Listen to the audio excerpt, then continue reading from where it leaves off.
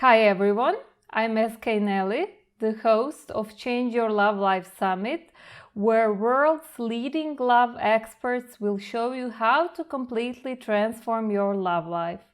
And I have a special guest today, Dr. Ray Doktor. Welcome, Ray. How you doing? Doing great. We just got over the topic about whether or not that was my last name or not, and that it is really Dr. Doctor. And I prefer just keep it with Dr. Ray. Otherwise, people will just be laughing throughout the interview every time you say Doctor Doctor, because they're going to think you're stuttering.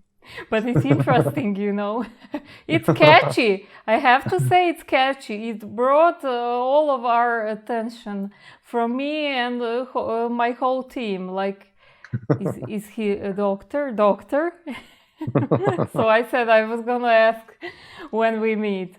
So great. I would first like to say something about Ray Doktor.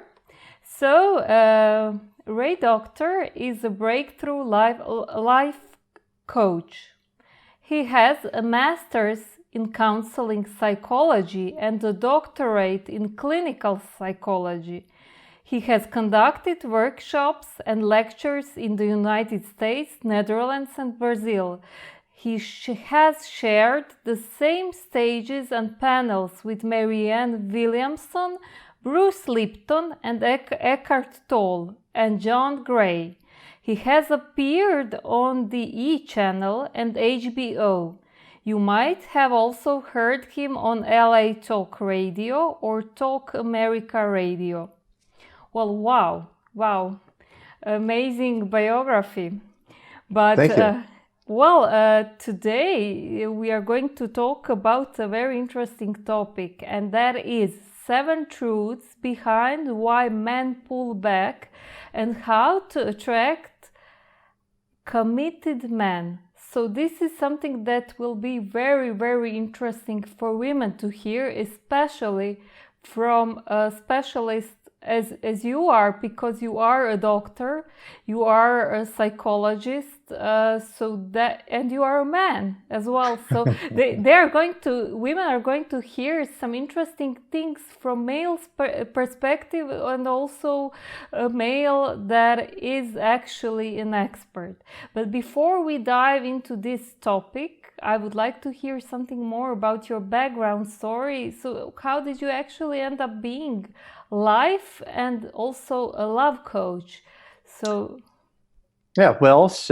like most people on this path, with my own personal struggles with relationships and seeing how I sabotage things and my shadows were getting away, it led me to my own psychotherapy and broken relationships and everything else, and became kind of more for my own personal journey. And in the process, I discovered how much I enjoyed doing this work. And that led to me traveling the world with a mentor named Dr. Morris Netherton, which led to, traveling, training other practitioners. And then eventually, when I ended up arriving to being more of a, say, life and relationship coach, that is because I realized that everyone has a relationship blueprint to a partner, to work, to spirituality, to health, to themselves, and so forth.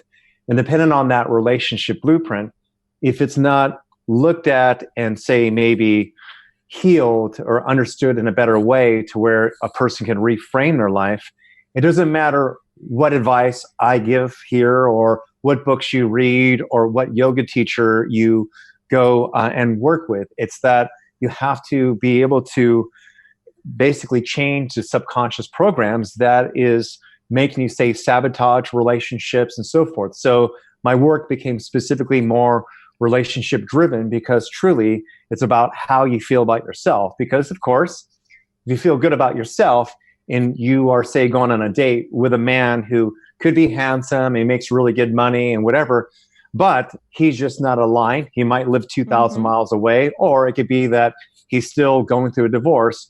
You clearly, because you know yourself, might say, you seem amazing, but you seem more like a potential. I know what I want because I love myself. And so it always comes back to kind of like your choices within, and that no matter what, you do not come from scarcity. which is going to be a big part of what I share about the 7 truths, because when you hear that title, the 7 truths behind why men pull back and how to attract a committed man, you might first think of actions, like what can I do to adjust myself so he will like me? While there might be some of that at play here, it's really about yourself. And what ends up happening is that magnetically those men show up, and which I'll clearly describe here. And hopefully through the share, you'll dig deeper to like figure out how to get there with Nelly or with myself or whomever, to really align yourself to these principles and these philosophies if they do work for you. Wow, wow.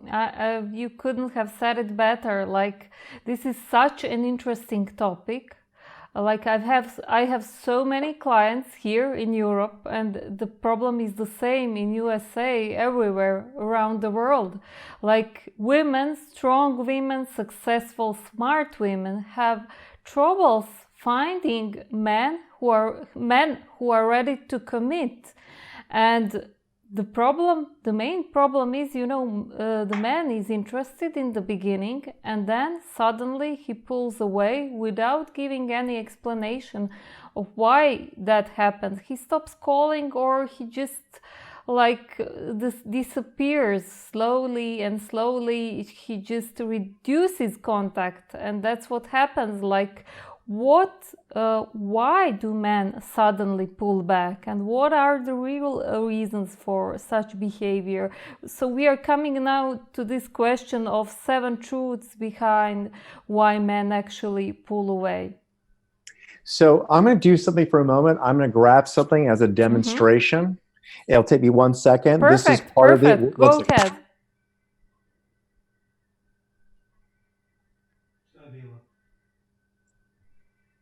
All right.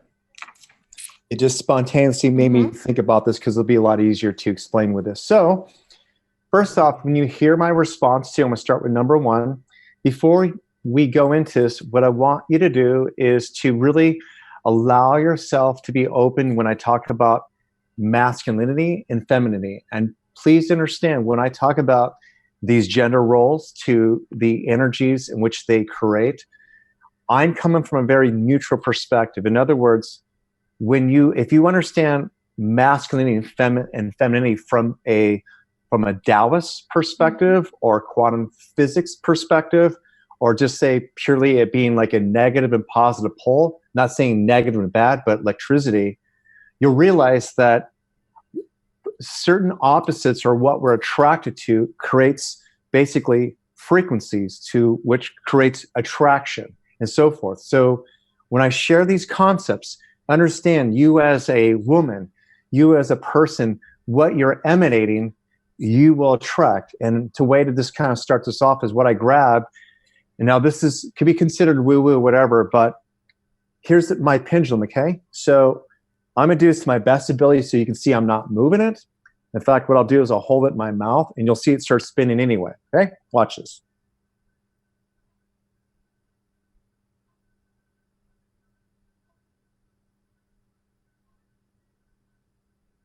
So you obviously can see I'm not moving it. It's vibration, okay? It's vibration, So whether I use a crystal or an iPhone, lightning cable, whatever, I can make it work to where it vibrates off a person. So a person can show up, and a woman, look pretty, be successful, and have it together, but vibrationally, if she's not available, which I'm going to get into the 7 truths, then she's not going to attract it. It doesn't matter. It's vibration.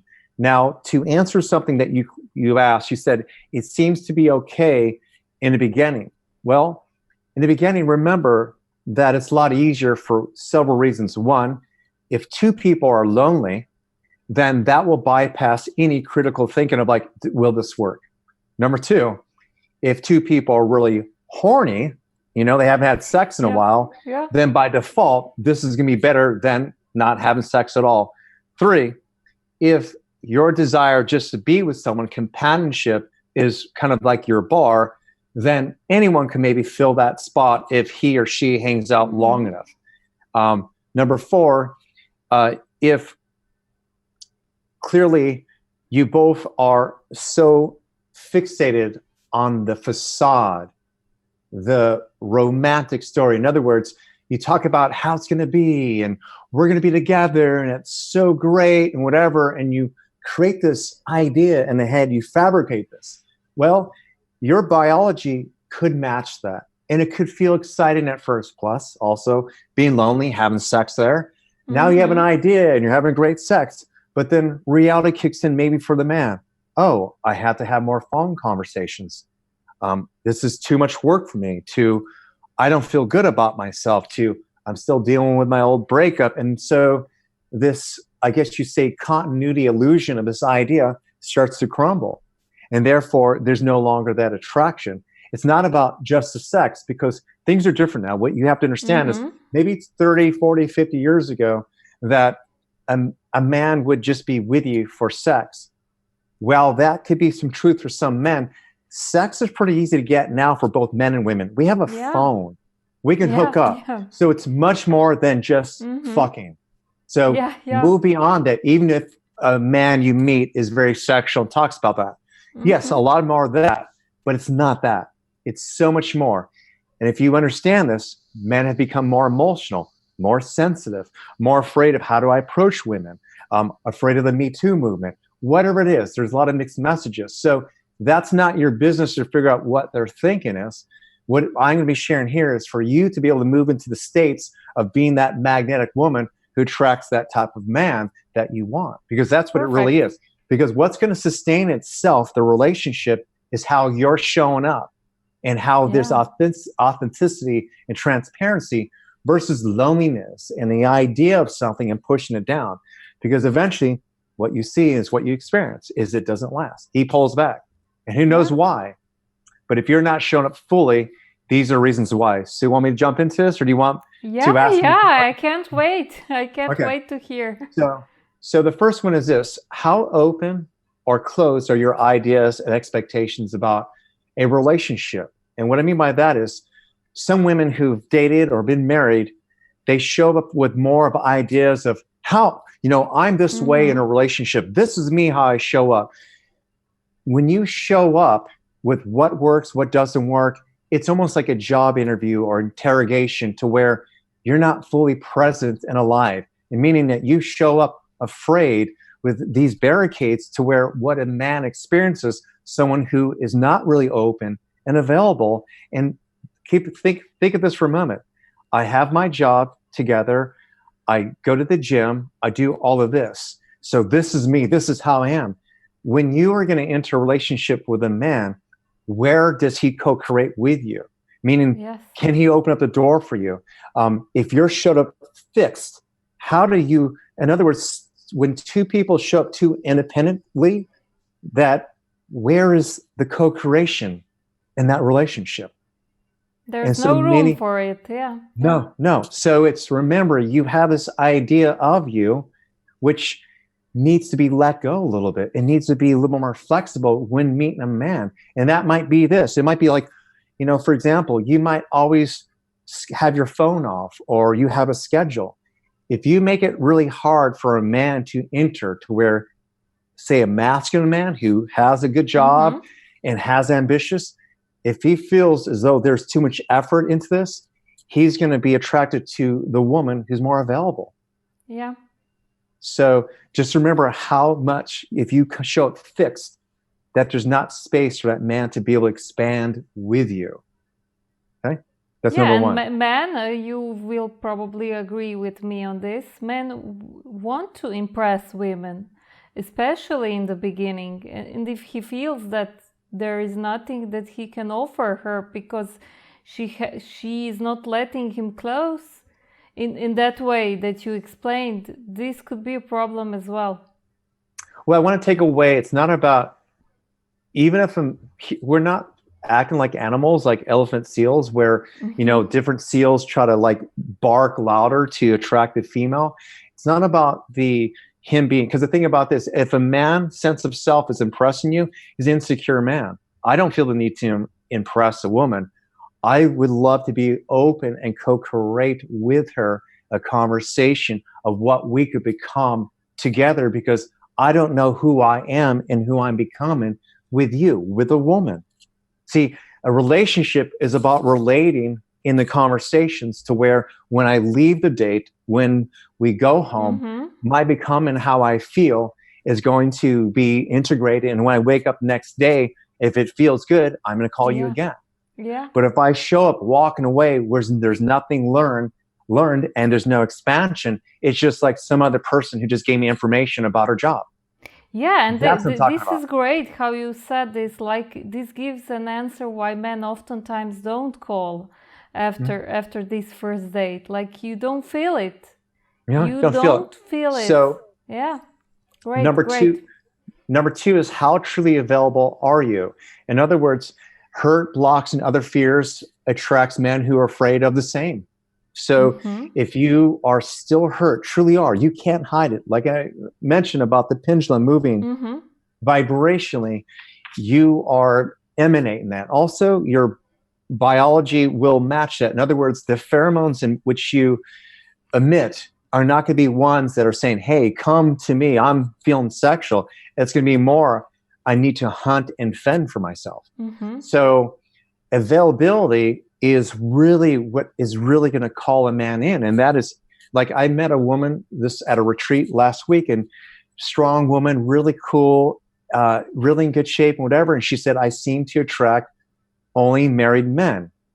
And of course, she shared openly. She said, yeah, I have 1 foot in, 1 foot out. I'm like, okay, well, that's just an extension of that. It's not bad or good. It's that when you can fully jump in, so will those types of men. Yeah. So Great.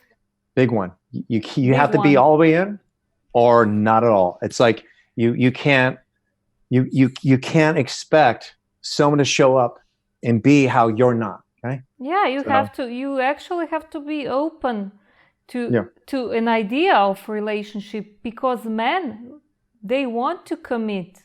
And I'll let you speak on that. But women oftentimes have so much bad experiences and think that men are generally not ready to commit, and that couldn't be further away from the truth. It's like men want to commit, but they want to find the right person, the same as we do, as women do. And our audience, women who are listening to this interview, most of them really want to find a high quality man. But they have to be aware that also high quality men are looking for high quality women. And as you said earlier, you have to be open to this relationship, like not one step like somewhere else, and just you have to be open with a man. If you want a relationship, you will probably mention this part of the topic somewhere in your 7 truths behind why men pull away. But women need to be somehow, let's say, upfront about what they want. Like, if they want a relationship, it's okay to say at some point that I want a relationship, that I'm in a period of life when I'm looking for something like that. Like, you don't have to be ashamed of saying this, because a lot of women just think, okay, this will turn the man off, and it's not like that at all. So you shared something, and I'll get to the third one and try to get through all this in this interview here. But you mentioned something about just listen to the word commit. Okay, I just want to kind of touch onto that. So if I am going to commit, now keep in mind, as a man, I can walk in dark parking lots. I'm typically not afraid that I'm going to be hurt. I can travel by myself. I'm not afraid to be harassed or whatever. Like, I am very clear and I have a direction, I'm moving forward and so forth. Let's just say if I'm that type of man, and in that, I also have a career and have passions that are beyond the relationship. So a strong man, in a way, has, hopefully found himself a little bit, not totally engulfed in his work. There's some type of maybe self-examination, to where a man who has this together typically will look at women to where, how can this be an extension? How can this add? And so if it feels like you're draining and you need us, it feels as though that you're going to keep us from moving forward to making more money or traveling more or whatever, because we're dealing with all the emotional stuff. Now, this doesn't mean that I'm going to get into emotions here in a moment, but it's where if you feel free and open in your heart, and it's as if there is some self-care, which I'm going to get into in a moment, where you know yourself beyond this relationship, then he feels safer to date you and commit to you, because he also knows that you're not putting all the responsibility onto him to how you feel. Perfect. This is what this is about. So I have many female friends, and when I've dated people, when I've been in long-term relationships, the ones I've ended were the ones where it was they didn't know themselves well enough. They were kind of like wanting me to provide when I already was providing for many other people and things. Yeah, that's too much responsibility. Yeah, that's too much responsibility, and partners shouldn't like have this responsibility for each other like they have for children. You mentioned your son, so it's a totally different kind of relationship, and it's a perfect explanation. Yeah. But go ahead with the third. Number three is, how much self-care do you do?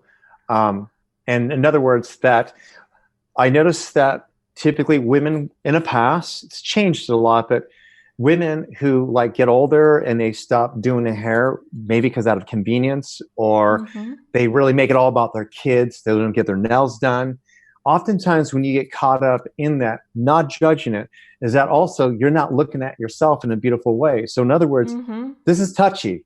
Okay, so you know this already as a woman, that if you are gaining weight or you're not looking good, but you have an issue with it, it's one thing to gain weight and still love yourself, and it's like it's where you are. It's another thing to be like not taking care of yourself, not connecting to your flow and receptive mode of being beautiful and feminine. Then again, you're not going to show up as bright and light as you could be. Now, to the extreme, you have the women taking the selfies, look at me, and they have a tendency to have guys be attracted to them, whether they're going to be a long-term girlfriend or not, or there's a one-night stand, might not be a quality woman, but notice the attraction they still get because of that light. Whereas you, as being a high-quality woman, you can have a job, you can have your shit together, but you also allow yourself to be seen by yourself, therefore you're seen by men. So self-care is a receptive way for you to get energetically in that space to be more available for him. Okay? Great. Number four? Number four, we're ready. Yeah. Number four is, what do you really have to offer besides regular sex, basic communication, financial independence or resources, physical companionship, and love? How much do you really glow? I mean, and what I mean by that is, when I say to offer, most people really don't know what that is, meaning both men and women. We have a tendency to go into relationships to see what we can get. So even if you say, I want a man who's loyal, because you want to feel safe. If you say, I want a man who has a good career, it's because you don't want to have to take care of him or whatever. So there's kind of a get from that. Yeah. And from a get place, you're coming from scarcity. So it's really important for you to know that I have my depth to offer. I have my joy to offer. I have the way, my life philosophy is so kick-ass that in circumstances, I can help bring light into it. Like, it has to be on the basics, because we can all easily fuck. We can all make our own money. We can all have communication, even with strangers. How deep can you really go? What can you really offer? And if you're afraid, you're playing it shy, then what you'll attract is something that is attracted to that, or the opposite. You attract a narcissist who makes it all about himself because you don't see yourself. Yeah. So it's very important to know what you have to offer, not what you're trying to get. Different energy. Yeah, because you don't show up as unique if you are actually in that scarcity. And it's not only in love, like it's in every part of life. If you come from a scarcity, and you are a life coach as well, like if you come from a scarcity area, then you actually won't communicate in the right way, and you won't attract what you want to attract because you are simply scared. And I love how you said you are going to attract a narcissist, or maybe a troubled man who has kind of issues like with drugs, alcohol, and needs a mother but doesn't need a mother. Like women oftentimes take a role of mother, like a savior, and that's never going to work, never. But great. I love how you explain this. So the next one is and I apologize to cut you off a little bit. We're trying to get through all these. Of course. Go ahead. Okay. So how sexy are you with yourself? Meaning, how much do you play in life and flirt? Are you masturbating, or are you waiting to have sex with a man?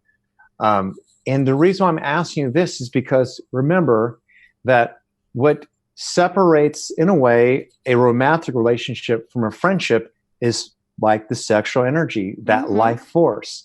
And so think of masturbating, or just when I say self-pleasure, it could be just being in a bath, or even the sensuality of eating a strawberry, activating your life force to where you experience it, feel more vibrant and sexy, and to where you can polarize a man.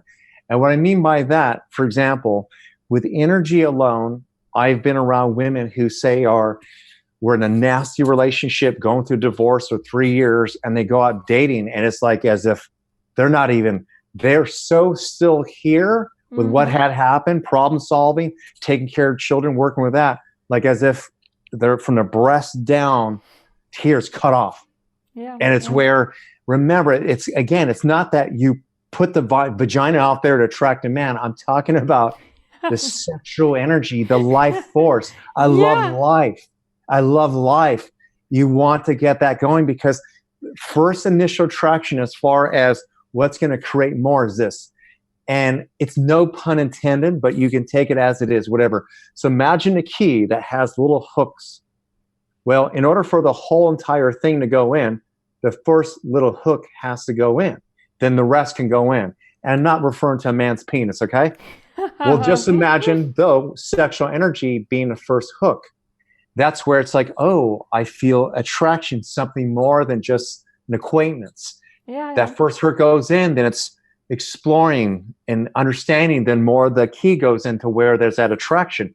If you're showing up dead down below, no sexuality, then it's going to be hard to really attract that man. Or there's many types of men you can attract. You attract a guy who says that he doesn't care about sex, or the guy who has low libido, or the guy who is afraid to ask for his needs. Therefore, he is into you because you seem safe, because you're not really sexual, nor is he. See, you want to become that which you want to experience. That's what I'm trying to say. And you're not getting what you want. So ladies, listen to the doctor. I love, like, you brought up a topic that's like very interesting and nobody has brought it up yet. So I think that it will be a very interesting point of view for our listeners, for our ladies. So you have to show up in every possible way in order to get what you want. But let's move on to the next truth. Okay, this one's a really big one. The next two I feel really juicy, and that is, how authentic and transparent are you? If you're not, you'll lose yourself in a relationship. You can attract a man who fears the same.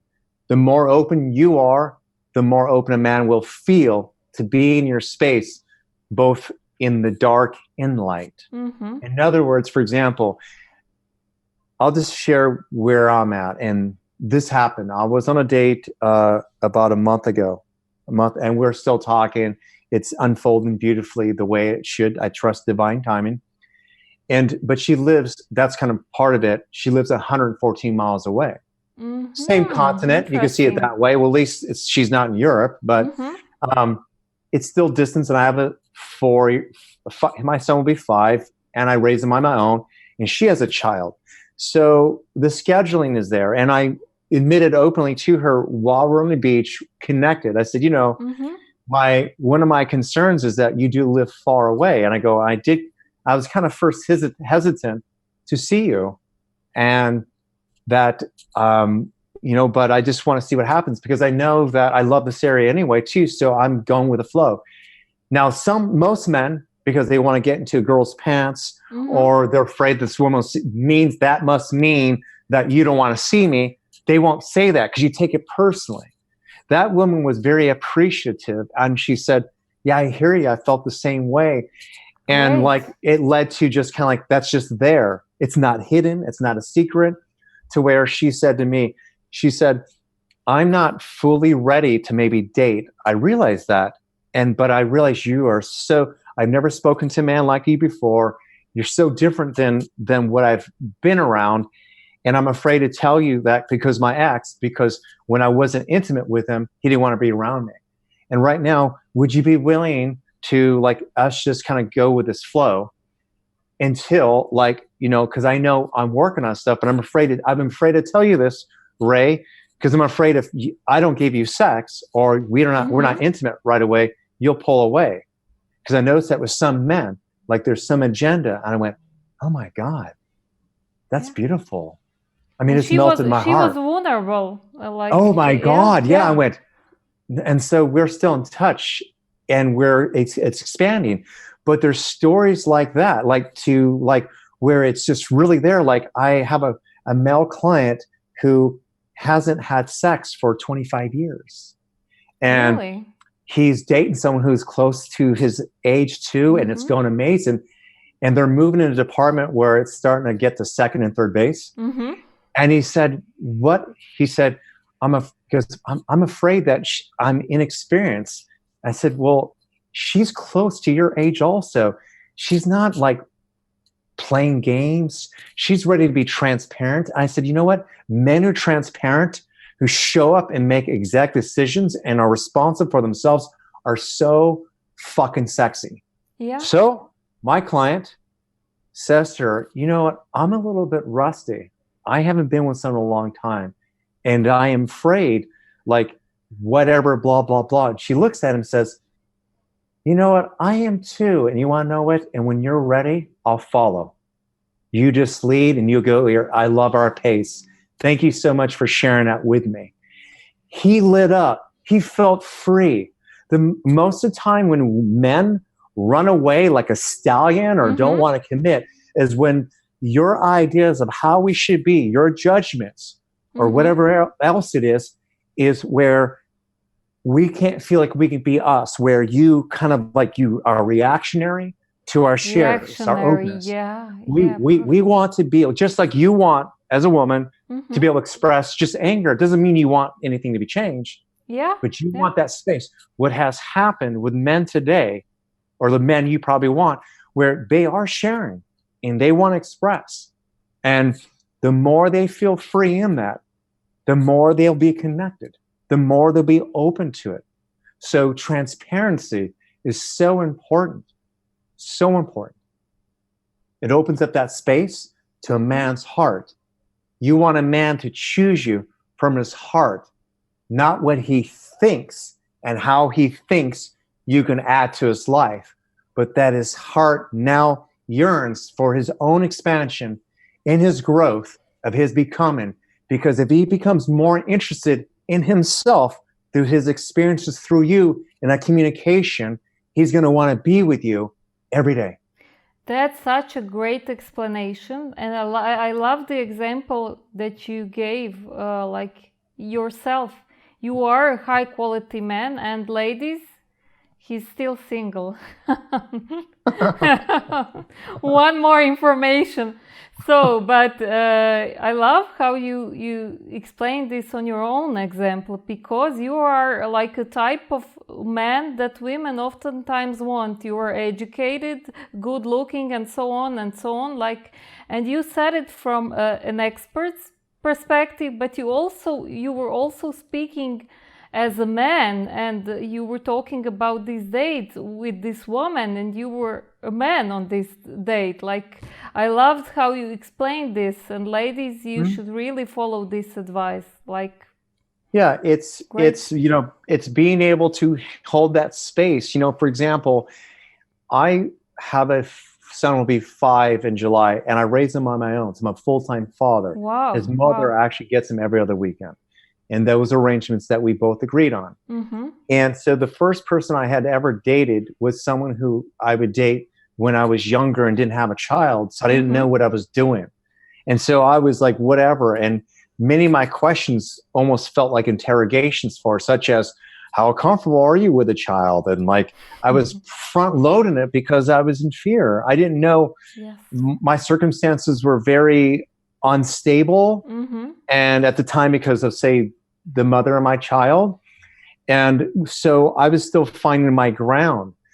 And so now when I go out and meet people, and I'm not really dating actively, I have a really amazing life. So it's not like I feel I'm missing anything. But let's just say, when I've kind of played with the idea of talking to people, or like with women who might say be interested, it's like where I'm still discovering that. My new becoming of who I am is that, because I've never been a man with a child and dated someone for more than 2 years now, or with clarity. So whomever I'm going to be with next is going to be a co-creation. But women, as you hear me, and this is not to give me kudos or make me look good, does it make you excited to know that I'm not showing up figured out? But I also am not feeling like I don't know what the fuck I want to do in my life. It's more like, let's create this together, because you might be in the same place. This is that vulnerability. It's saying that I don't, like the festival girls I used to date who were kind of really feminine and just whatever, I'll talk to you in a week, right? Oh, that doesn't work. It doesn't work anymore. First I thought, I can be compassionate. No, it doesn't work. It's not bad or good, but I'm, I'll be 50 in August, How 50 in August? Yes. Really? So, yes. I would never say that. Like, everyone on this summit like look great and could never guess their age. But you said festival girls, right? I'm laughing out loud. Well, I didn't hear this expression before. Well, it's like, it's the goddess feminine, just like kind of going with the flow and whatever. And I'm attracted to light. I'm attracted to that energy. But what I've learned through my female friends who have a little bit more masculinity is that that's more my ideal partner now. Like, meaning that a woman who kind of has a little more direction, because, I prefer them being grounded. I prefer them because I have a home, I have a nest. And if you want to be out and about and try this, do that, whatever, I might not be the person you want to be with. You might want to date an actor. Yeah, perfect. Yeah, and it's okay. Yeah. So good point there. Yeah. So, and no judgments about actors, but you understand that. Yeah, so of course. There's no schedule. You can. If you want to be successful, it's just like, So number 7, drum roll, is you're all going to love this, is how much do you trust yourself, such as trusting you can handle it if the relationship ends? How much do you trust the way that you can pull out if it's not working? How much can you trust yourself to not lose yourself in a relationship? How much can you trust your heart over his words and actions? Can you truly surrender and trust the flow of things? Or are you pinching off your energy trying to find a perfect man, and basically when you think he is it, you go for it?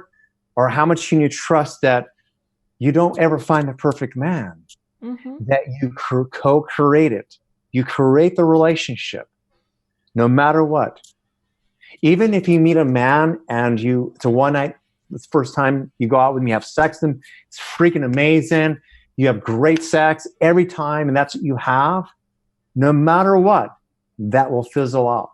So even with that, you're going to have to co-create new ways to be stimulated. Yeah. Okay? Perfect. Everything. Also, there's ways, and you look at sex, spirituality differently. Like back to this sexual conversation here is this. You might be saying, I'm very sexual. It's on your profile. I love that. I'm very sexual. And you meet this guy, you know, you even start sexting, you know, like playful, light stuff. Go on a date, couple dates. You go to his place and you say, I'm going to get more comfortable. And you go in the bathroom and say you come back out and you have your lingerie on. And your idea is that you're just going to lay with your underwear on or touch or whatever. And he's full on with an erection, stroking himself on a bed, waiting for you, thinking he's going to have full on penetration. And you're thinking, what are you doing? I'm not that type of girl. And he says to you, but I thought you said you're really sexual. And you think, yeah, but that's not my idea. Okay. Both people sexual. Yeah. have their own way of thinking of sexuality. That's a funny one that I use at workshops because it's very visual. But it's a way to remember that my idea of sexuality is different than this man, even though with linear language, he says he's sexual. My idea of commitment might be completely different than what he says. You don't know. Don't expect. Co-create. Go there not being fixed. Allow yourself to be open. Trust yourself. Know when you're available and see what could be created. And here's the thing, is when you're truly crystallized in that experience of that state of who you are, the profiles, the men who approach you start matching that anyway. So in other words, that it's not like you have to go through 50 bozos to get to just one quality man. It's where you might go through 10 guys who are uncertain and 3 are like, okay, now I have a high quality problem. I like Jim, I like Mark, and I like Larry. What do I do? Well, that's a great high quality problem. Yeah, perfect. So all in all, what you want to say is that women should date and they should show up the way they want to kind of be in, create the state you want to be in. Flirt with life. Be happy. Be love itself. And if you're listening to this and you say, but I have been traumatized, or I have been through 3 divorces, or I have had many men cheat on me. Well, yes, that is your experience. That might be your reality. But then what? Then what? So is that going to be your excuse to not experience something? And if you say, well, I've been on these summits, I've done the work, well, maybe you haven't done it deeper. Because here's the thing. There are many people still getting married. There's many people still having amazing relationships. Maybe you don't see it a whole lot because now reality TV is about spotlight and drama and stuff. But the relationships that are thriving, typically you're not going to see it in social media because you want to know why? They're having a great time. Yeah. And men actually, high quality men or men in general want to be close to women who are happy by themselves, who don't need a man to make them happy. Men don't actually want this kind of responsibility. Like they want already a woman who is already happy and having a good time. So perfect. Well, I'll just close it with this interview is that you said something that's really important. You said the responsibility. The thing is that it's one thing to be able to say, hold space for me as a woman. I need to share or whatever. That's great. What we're talking about, it's where it's like you're infantile. You're just a child and you make him responsible for everything. He needs to be able to have the flexibility to be on and off. Now, if he's off a lot, that might just be how he is. Okay. But we're talking about like, I will have my moments. You know, for example, when I finally had broken down and ended it with my ex, it was when the mother of my child disappeared and I wasn't present on the phone with her. And that was a major life transition. I felt stress. I got really frustrated. And that was where, while I wanted to be present with her, part of also being an independent woman and strong is realizing, okay, this is a moment. He needs to be a container. The mother's child has been gone for 3 days. You see what I'm saying? Is that this is about both balancing. If we're both men and women are going to be masculine and feminine, being in a flow is where you can share and you can hold space. Share, you can hold space. It's going back and forth. It's not one-sided. It's like a dance. Yes. Yeah, perfect. Perfect. Like, I love everything that you said, and I think that many women will want to connect you from will want to make a connection with you from various reasons. Hopefully, they want to search for an advice from a doctor, like psychologists, and what would be the best way that they can reach out to you? And you also have a great special free gift. Yes. So what could you tell us about that? So the gift, and I'll give my website. Mm-hmm. And one last thing is this, that I do pretty well for myself. Like, I have my whole life streamlined. When I say streamlined, I have help. I pay for help. I have a personal assistant. My laundry's done for me. I mean, you know, like I pay for this, and so it's not like it's given to me. And with that, my greatest joy, kind of being probably a more masculine man, like old school, like my dad is 93, Mm-hmm. so I'm kind of the last of the Mohicans of like masculine men. It's so much joy for me to provide for a woman, even if she has a job and makes her own money. It's when she can show up and receive me. So I went on a retreat by myself, and it was there for me to get away and everything. And I did connect with female friends there, or people I just met there at this retreat. And it was just wonderful to be able to do that. But yes, in my mind and in my heart, I thought it would be great to be here with a lover. Because I know most men who are masculine and protectors and providers and whatever, that what we really desire is that connection, that light. And so otherwise, you know, we kind of get caught up in our heads and working, and life kind of gets boring. It's with your beauty, it's with your smile, it's the way you put on your makeup and everything else. Remind us why we do it all. So I wanted to share that. So as far as the gifts, the gift is it's called Your Relationship Blueprint. It's a book, simple read. You could probably get through it in about 30 minutes.